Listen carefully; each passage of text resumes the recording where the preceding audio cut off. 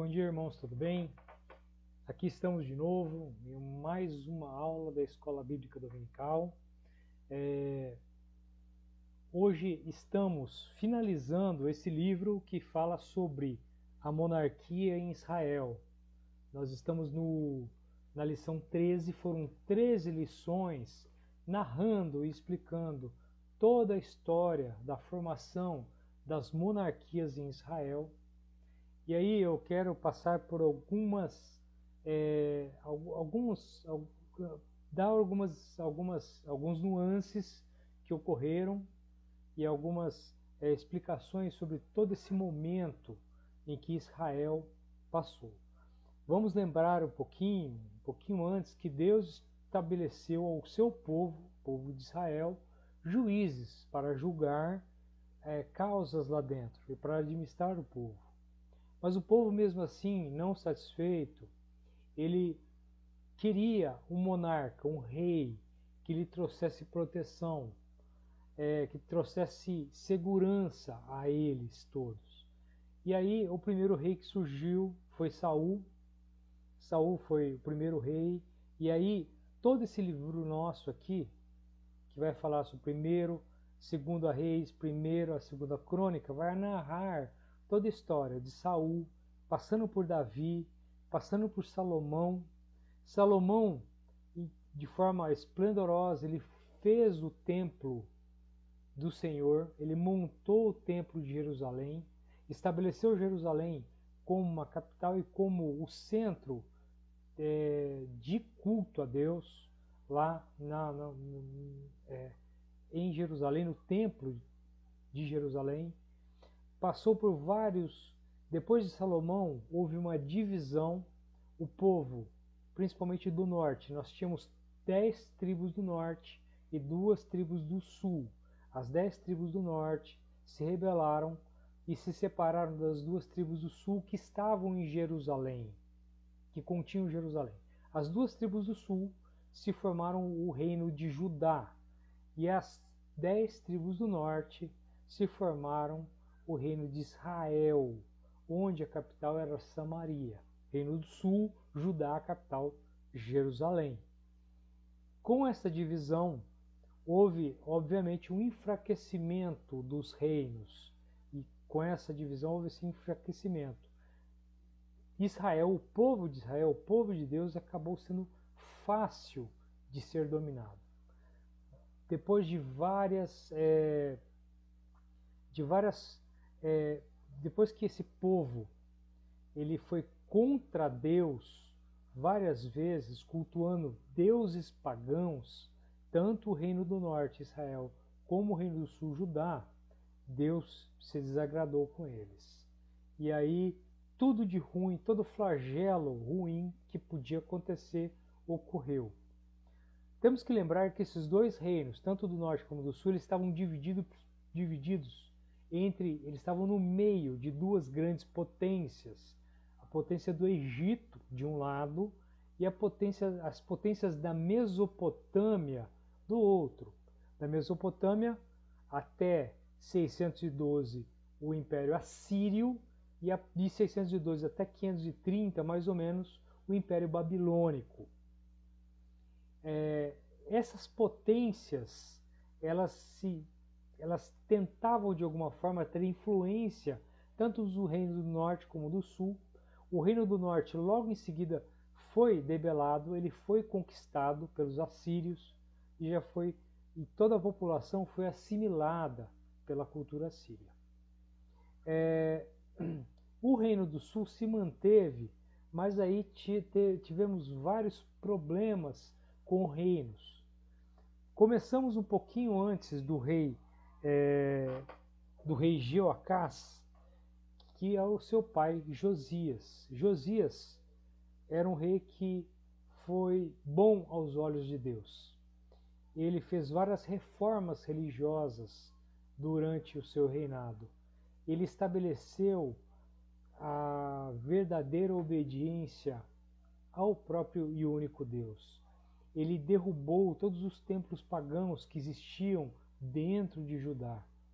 Ele estabeleceu rígidos protocolos para a adoração somente de um Deus. Ele fez uma reforma religiosa muito forte e reforma boa aos olhos do Senhor.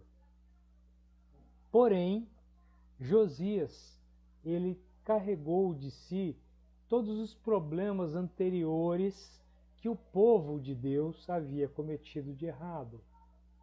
Tanto os antepassados de Josias, como o próprio povo, que carregava essas formas de divindades que eram más aos olhos de Deus. Tá? E aí Josias, numa emboscada, acabou sendo morto pelo Império Egípcio. E ele foi morto pelo Império Egípcio. E Joacás, com 23 anos, assumiu o poder. Logo em seguida, Joacás foi capturado pelo Egito e o Egito colocou Eliaquim no poder, com seu irmão Eliaquim no poder com 25 anos de idade. Dá a impressão que dentro do reino de Judá, após a queda de Josias, houve várias intrigas entre o poder para assumir esse poder deixado por Josias, que Deus permitiu, e aí essa briga toda só trouxe prejuízos a Judá. Eliaquim, Jeoacás, que tinha 23 anos, foi derrubado pelo Egito, e o Egito colocou Eliaquim, que mudou o nome dele para Jeoaquim, com 25 anos. Era irmão de Joacás. O Império Babilônico atacou, agora o Império Babilônico desse lado de cá atacou Judá e levou e acabou destituindo Eliaquim, Jeoaquim, do poder e colocou Joaquim com 18 anos no poder. Joaquim, depois de alguns meses, também foi derrubado pela Babilônia e foi levado cativo para a Babilônia. E o Império Babilônico colocou Zedequias no poder, que era tio de Joaquim. Ele era tio e tinha 21 anos. Ele tinha o nome de Matanias e ele só assumiu o poder. Ele ficou no poder durante 11 anos. Isso já tinha acontecido o primeiro exílio babilônico do povo de Judá para a Babilônia. Inclusive o rei, na época, que era Joaquim, foi levado no exílio. A mãe dele, a rainha, foi levada, toda a nobreza palacial foi carregada para o Império Babilônico. E Zedequias, que ficou com 21 anos e ficou no poder, ele era tio de Joaquim. Você percebe que as alternâncias de poder foram sempre entre os irmãos e filhos de Josias, que foram alternando de poder. Isso dá uma impressão muito grande de complô entre as partes, de processos maquiavélicos de tomada de poder, auxiliados pelas potências que orbitavam em volta de Judá. E Zedequias governou durante 11 anos. E durante esses 11 anos, ele no final, ele se rebelou contra Nabucodonosor. Nabucodonosor era o grande imperador da Babilônia, era o grande homem do mundo antigo naquele momento, e ele se rebelou. Péssima ideia. Nabucodonosor invadiu de novo Judá, sitiou durante 2 anos Jerusalém. O povo que estava em Jerusalém, sitiado pelo exército de Nabucodonosor, passou fome. E aí, Zedequias, como um covarde, fugiu com seu exército à noite. Mas o exército de Nabucodonosor conseguiu capturá-lo, matou os filhos dele na sua frente, furou seus olhos e o executou. Uma trágica ocorrência com Zedequias. E aí, o Império Babilônico destruiu Jerusalém, derrubou todo o muro e carregou consigo os demais e matou à espada muitas pessoas, jovens moças, jovens moços. Foi uma tragédia anunciada. E carregou consigo o restante dos exilados para a Babilônia. Esse exílio que durou 70 anos posteriormente. É importante situar que nesse período anterior que Nabucodonosor destruiu Jerusalém, alguns pobres continuaram lá. Alguns pobres para continuar a colheita das vinhas e tal. Mas a grande nobreza, os eruditos, a parte que tinha mais influência no império, na monarquia de Judá, foram todos arrastados. Os que sobreviveram, obviamente, foram todos arrastados para o Império Babilônico. Alguns pobres que continuaram lá, e Nabucodonosor colocou Gedalias como governador, ou seja, acabou nesse momento a monarquia de Israel, a monarquia de Judá, a monarquia de Israel mesmo, Reino do Norte, já tinha se dissipado anteriormente, já estava dominada, e agora o Reino do Sul, que ainda mantinha essa monarquia, as duas tribos, ela foi totalmente eliminada nesse momento por Nabucodonosor. E Jerusalém se acabou completamente. Os pobres que continuaram lá, depois de um tempo, ajudaram no assassinato de Gedalias, e aí, com medo de sofrer uma retaliação por Nabucodonosor, fugiram para o Egito, para o outro lado, para outra potência. Você vê que Israel, o povo de Deus, foi totalmente, graças ao seu pecado, graças à sua obstinação e adoração a outros deuses, ele acabou carregando contra si a fúria de Deus. E Deus, no seu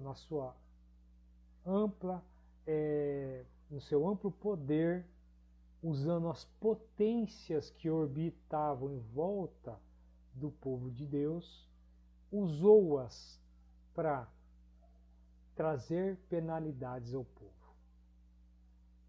O Senhor Deus acabou com todo o povo de Judá povo de Judá? Não. Posteriormente, 70 anos depois do exílio da Babilônia, o Império Babilônico caiu e entrou o Império Persa, e o rei Ciro acabou devolvendo para os exilados judeus. E nesse momento, o povo de Deus começou a ser denominado judeu, que até então ele não era chamado de judeu, era chamado de hebreu, de israelita, várias nomenclaturas, mas a nomenclatura de judeu passou a ser denominada após o exílio, durante o exílio na Babilônia. E aí a Babilônia caiu, a Pérsia assumiu, e a Pérsia, de forma bondosa, de forma benevolente, libertou o povo de Deus, e eles voltaram de novo para Judá, para Jerusalém, para reconstruir novamente. Quais as provas que podemos aprender com esta lição e com o encerramento desse maravilhoso história da monarquia em Israel? Primeiro ponto é que, se desagradamos a Deus, lá na frente pagaremos algo. Algo nos cobrará. Uma outra coisa importante que nós levamos é que, mesmo que nós não façamos coisas que reprovem os olhos de Deus, também teremos problemas. Pois em volta de nós existe um mundo que age contra nós. Então, não quer dizer que somente obedecendo a Deus que não teremos problemas. A história desses reis mostram claramente isto. O rei Josias fez uma maravilhosa reforma religiosa no templo e em Judá inteiro, e mesmo assim ele sofreu consequências. Mas a coisa estava arraigada lá, e Deus sabia, na sua infinita onisciência, ele sabia que ele precisava tratar aquilo de uma forma ou de outra. E o exílio foi uma forma que tratou o povo de Israel para todo sempre. Hoje, o povo de Deus continua sendo referência no mundo e causa polêmicas em todo o mundo. Grandes empresários são de origem judaica, grandes cientistas do mundo são de origem judaica. E um dos fatores que mostraram isso foram os exílios, o exílio à Babilônia. Uma outra coisa que a gente tem que aprender é que quando a gente sofre uma pena de Deus, quando a gente sofre um castigo de Deus, nós temos que usar esse castigo e saber que ele vem para nos fortalecer. O castigo, ele trata-nos como homens e mulheres fortes, que sobressaem sobre as dificuldades que sofremos dia a dia. As dificuldades não vão sair, teremos muitas dificuldades, teremos muitos desafios, mas as penalidades que Deus nos coloca em nossa vida, em nosso coração, nos trazem mais fortes, mais resistentes, mais resilientes. E a prova disso é o povo de Deus. É o povo judeu.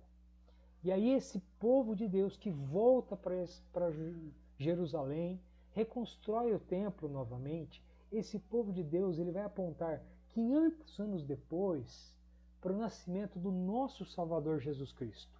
Que esse sim é o nosso verdadeiro rei. Esse sim é o que nos trouxe a vida eterna e esse sim, toda essa história aponta para ele. Aponta para ele que nos redimiu, ele nos salvou e nos fez filhos de Deus na sua maravilhosa graça. Então toda essa história, todos esses problemas que se passaram apontam lá na frente, 500, 600 anos depois, para o nascimento de Cristo. É isso que agradecemos. Nós temos que agradecer toda essa história que Deus formulou na sua grandiosidade, onipotência, onisciência e trouxe até nós Jesus Cristo. Trouxe até a nossa vida hoje para desfrutarmos de uma vida em comunhão com Deus em Cristo Jesus. E é isso que oramos e agradecemos em nome de Jesus. Amém.